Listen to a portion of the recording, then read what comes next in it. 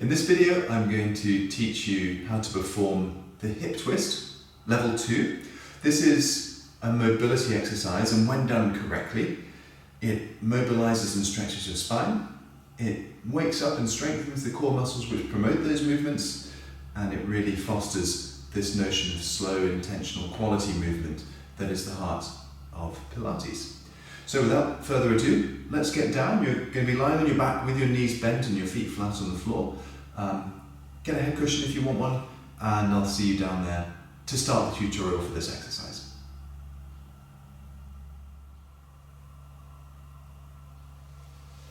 So we're down on our mats. The difference from this exercise start position compared to the rest position where we start a lot of other mat work exercises is that our feet and knees are now touching. So you want to get those inner borders of the feet together and the knees so that your lower body is essentially one unit through the course of this exercise. Even though this is one which is typically done as a cool down, winding down from a class, there still needs to be that same attention to detail as with your other Pilates exercises. Now, the arms can play quite a helpful role in this exercise, hence why they are normally out to the side. You can have your palms facing up or down, whichever feels more comfortable for you. What we don't want is the arms right up above shoulder height, somewhere below shoulder height, either side of the ribs. Now, this exercise is a rolling movement of our spine. It's a spinal stretch. And so if I show you the movement to begin with, we take the pelvis and roll it to the right hand side and then bring it back to the center. No prizes for what comes next. We do the same to the left and then coming back to where we started. So there's the basic premise for the movement, although there is a lot more than meets the eye with this exercise. It is not a knee roll. Okay, the knees moving is incidental, but it's not where we drive the movement from. So I want you to think about keeping your feet touching, almost like they're one unit, so that as soon as you roll to, in this case, the left, as soon as I initiate that movement, the sole of my right foot has come off the floor. So just that initiation would be very helpful. If we were to just simply roll the knees to the side, I could perform that movement with the right foot remaining pretty much attached, and it would be my hip joints moving, not my spine and my pelvis.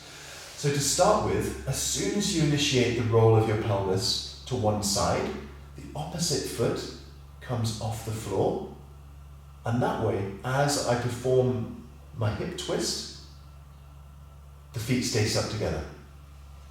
Now, what can be very helpful in achieving the correct movement is if you think about lifting your back pocket, almost like somebody's got their hand underneath that back pocket and lifts the pelvis, and therefore that pelvis will roll to the side and trigger the correct movement.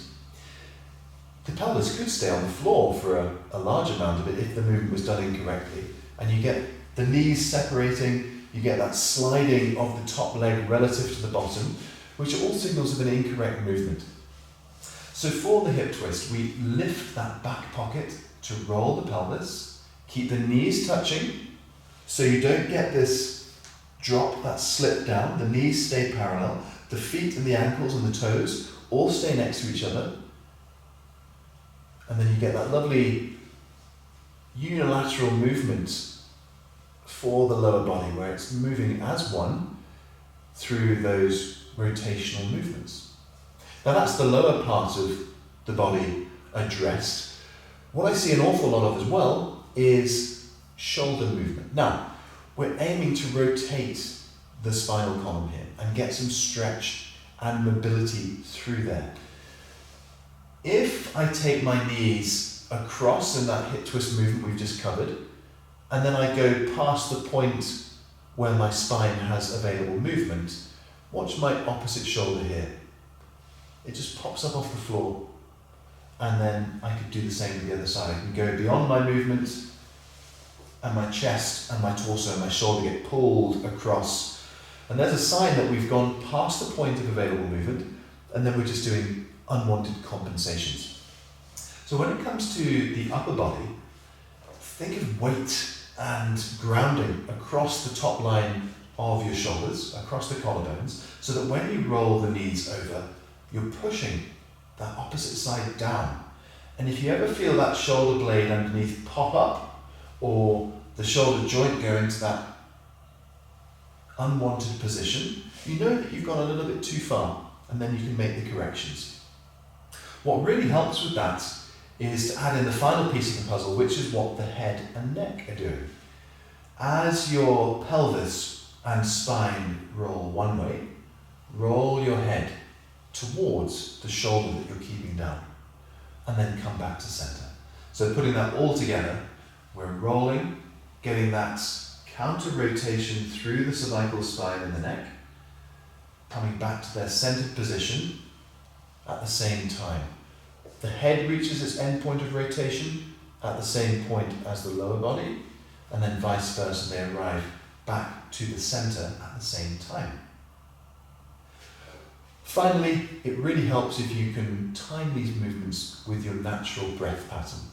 I would recommend taking a breath in to prepare and breathing out as you perform your twist, and then breathing in to come back to center and continue.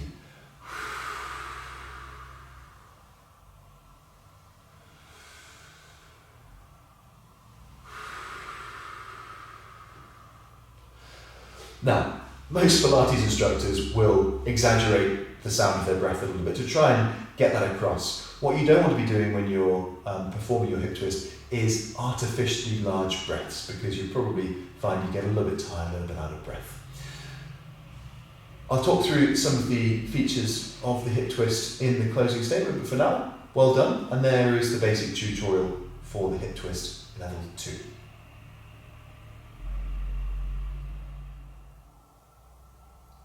Okay, hopefully you found that sequence helpful. The hip twist is often thought of mistakenly as a knee roll, which I kind of alluded to in the tuition segment of the video. If I just quickly come down and you see people doing this exercise and just throwing their knees side to side, which may very well give some nice rotation, but there isn't really that attention to detail that's necessary to get the most out of this exercise.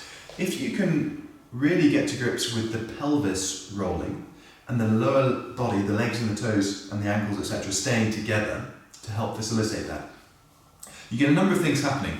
One, you get access to the parts of your spine which perhaps are stiff, reluctant to move, and then you get into the target area. Simultaneously, you then almost force the hand of the muscles which promote and govern that movement. And therefore, you're going to give them more incentive to come back, get stronger, and then be functionally more active, which will encourage and give your body that confidence to become more flexible. Where you have stiffness presiding in your body, there will most commonly be muscle, maybe not atrophy and lessening, but although there will be in a lot of cases, there will be deconditioning or perhaps poor neuromotor coordination of those muscles. So getting past the point where you're allowing other things to move, like sloppy knee positions or that shoulder pop-up, which I talked about in the video, if you can get rid of those elements, then you get access to the stuff that you're after, which is what's really important here. You will feel your core muscles having to work a little bit more, those rotational muscles having to do some work. And then also there's that nice idea of contrology, which is what Pilates used to be called. You're having to multitask on several levels here. So there's the head roll with that opposite knee direction. There's the weighting of the shoulder line.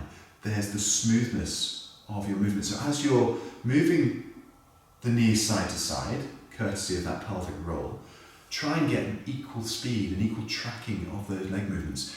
You want to get rid of the jerky kind of lurching patterns which tend to creep in, and then you're exacting that quality movement, that kind of quite nice metronomic feature, as if you're moving your legs and pelvis through treacle. There's that nice thick kind of viscous feel to the movements. That's what you should aim for when you're performing this, and it can serve as a really lovely daily mobility stretch for people who perhaps can't do some of the more advanced stretches. It's a lovely safe position from which to exercise. So in case you haven't realised already, I love this particular exercise, providing it's done well and providing you're not falling into those easy traps of letting your body follow the path of least resistance.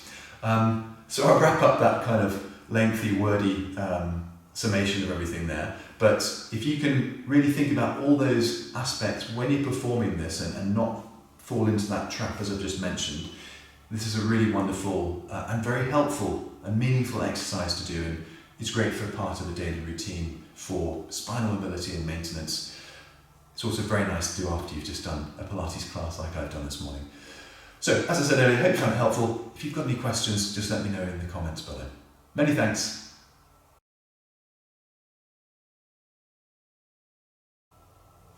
And just one more thing while I remember, which I probably should have added in at the end of the previous segment.